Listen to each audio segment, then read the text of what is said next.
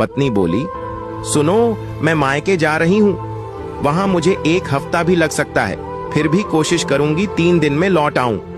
मगर तुम घर को गंदा मत करना, नहाने के बाद तौलिए को धोकर सुखा देना, कहीं भी मत फेंकना, और रसोई में बर्तन झूठे मत छोड़ना। सब्जी बनाओ तब मसाले के डिब्बों को गंदे हाथों से मत छूना। सिंक में पानी डालते रहना वरना बदबू देने लगेगा। टाइम पर नहा लेना, आलस मत करना। और दीपक चीढ़ कर गुस्से में बोला, तू ज्यादा ज्ञान मत दे, बच्चा नहीं हूं मैं, मुझे अपना ख्याल रखना आता है।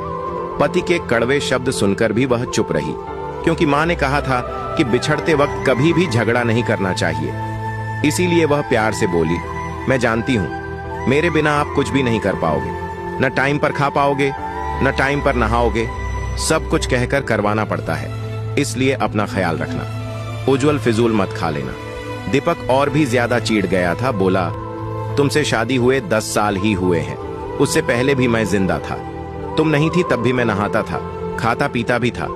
अब तू ऐसा करना, 1 महीने बाद वापस आना, फिर देखना मैं जिंदा रहता हूं या नहीं। बात चुभने वाली थी, इसलिए वह चुप न रह सकी, बोली, उस वक्त तुम्हें संभालने के लिए तुम्हारी मां थी, अब मां नहीं है, अकेले रहोगे, इसलिए फिक्र होती है, और तुम्हारा कोई भरोसा नहीं है। तुम यहाँ फालतू के दोस्तों को इकट्ठा मत करना, मेरे कमरे को गंदा किया तो फिर देख लेना, बहुत बुरा होगा। कहते हुए अनिका की आंखों में आंसू आ गए। फिर वह दोनों बच्चों को लेकर बाहर खड़े ऑटो में बैठकर चली गई। उसके जाते ही दीपक खुद को हल्का फुल्का महसूस कर रहा था। 2 साल बाद वह इतने दिनों के लिए पीहर गई थी। पत्नी के जाने के बाद वह ऑफिस चला गया, मगर शाम को छुट्टी होते ही वह दोस्तों के साथ पार्टी करने चला गया। रात को लेट घर आया तब उसके कदम डगमगा रहे थे। घर में कोई रोकने टोकने वाला नहीं था, इस कारण उसने लिमिट से ज्यादा ले ली थी। वह बाहर ही खाना खा आया था ताकि रसोई गंदी ना हो और पत्नी की किचकिच ना सुननी पड़े। जब वह सुबह उठा तो रात को ज्यादा हो जाने के कारण उसका सर दर्द कर रहा था। हिम्मत टूटी हुई थी, इस कारण उसने ऑफिस से छुट्टी ले ली, मगर सुबह के 10 बजे तक सर दर्द ठीक नहीं हुआ तो वह ठेके पर गया और एक हाफ ले आया। 2 पैग लगाए तब जाकर सर दर्द में आराम मिला। अनिका उसे महीने में 1 बार से ज्यादा पार्टी नहीं करने देती थी, मगर अब वह घर में अकेला था।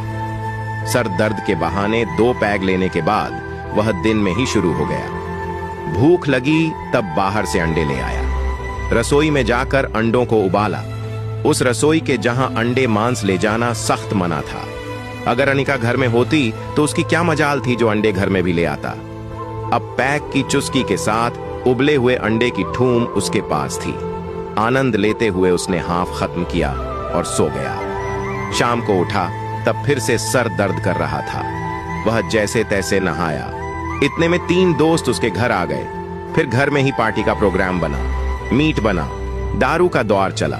उसे पता ही नहीं चला वो कितनी पी गया था और कब उसे नींद आई। उसके दोस्त भी वहीं पर सो गए थे, मगर वे सब सुबह जल्दी उठकर चले गए। सुबह जब उसकी आंख खुली तब उसकी हालत बहुत खराब थी। पूरा शरीर फोड़े की तरह दुख रहा था, उठने की भी हिम्मत नहीं थी। जैसे तैसे वह संडास में गया तो उसको उल्टी आने लगी थी, क्योंकि बाथरूम पूरी तरह सड़ रहा था। उसके दोस्तों ने फ्लैश भी नहीं चलाया था। उसने फ्लैश चलाया मगर फिर भी बदबू नहीं गई। जैसे तैसे वह फारिग हुआ, वापस आकर कमरे को गौर से देखा तो उसका दिमाग भना गया। झूठे बर्तन इधर उधर पड़े थे, चूस कर फेंकी गई हड्डियां आधी थाली में पड़ी थीं, बाकी की फर्श पर बिखरी हुई थी। दीवारों के भी सब्जी के धब्बे लगे हुए थे। वह रसोई में गया तो वहां भी हालात ठीक नहीं थे। पूरी रसोई अस्त व्यस्त थी। उसने फ्रिज से दूध निकाला, फिर हिम्मत करके चाय बनाई। चाय पीकर वापस कमरे में आकर सो गया। उसने सोचा था कि थोड़ी सी तबीयत ठीक होते ही पूरे घर की सफाई करेगा, मगर तबीयत ठीक होने की बजाय और ज्यादा खराब हो गई थी। शरीर बुखार से तपने लगा था। कभी कभार पार्टी शार्टी करता था, मगर 2 दिन लगातार दारू मीट ने उसका हाजमा बिगाड़ कर रख दिया था। ऐसे लग रहा था जैसे शरीर में फूड पॉइजन बन गया हो।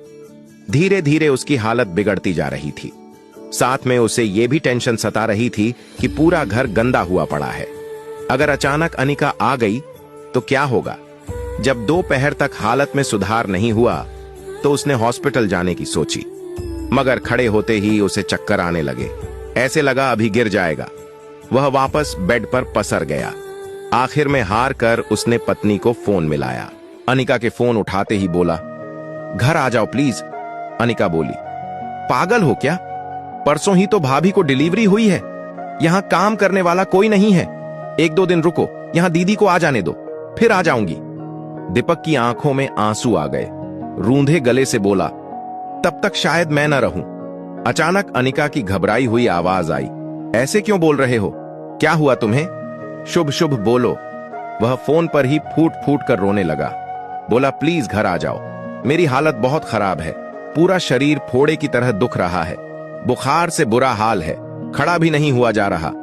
अनिका बोली, मेरे जाते ही आपने पी ना?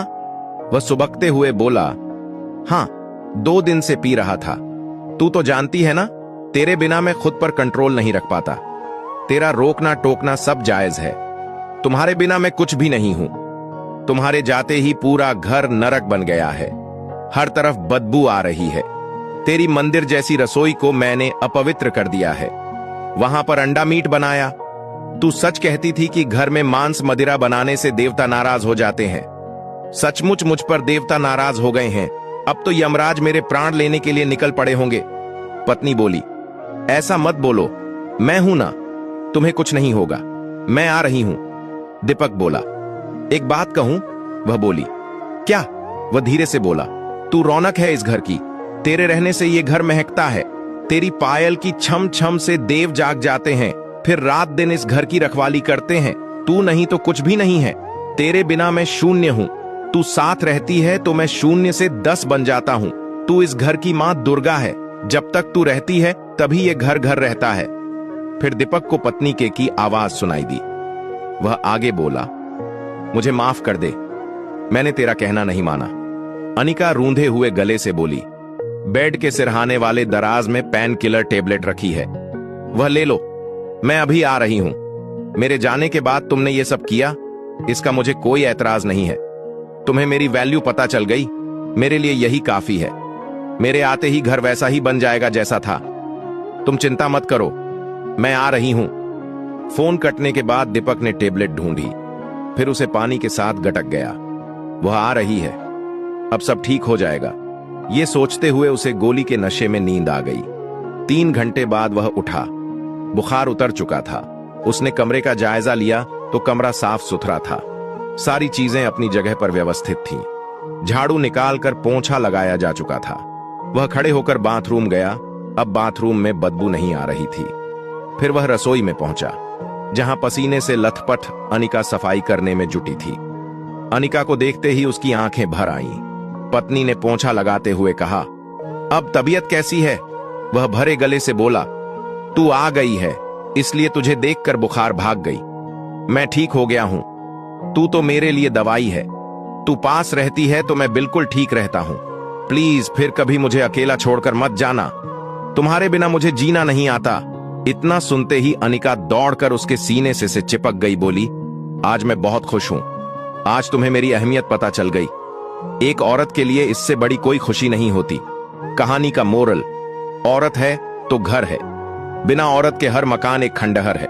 वह अपने पसीने से सींचकर मकान को घर बनाती है। घर को सजाते संवारते हुए वह बिल्कुल भी नहीं थकती। काम करते हुए दर्द में भी वह गुनगुना लेती है। उसकी पायल की झनकार और गुनगुनाहट से घर की सारी निगेटिव एनर्जी दूर हो जाती है। घर स्वर्ग बन जाता है। वह पति को बुरी आदतों से दूर रखने के लिए उससे झगड़ा करती है, मगर उसका झगड़ा जायज होता है ना? कमेंट्स में जरूर बताना।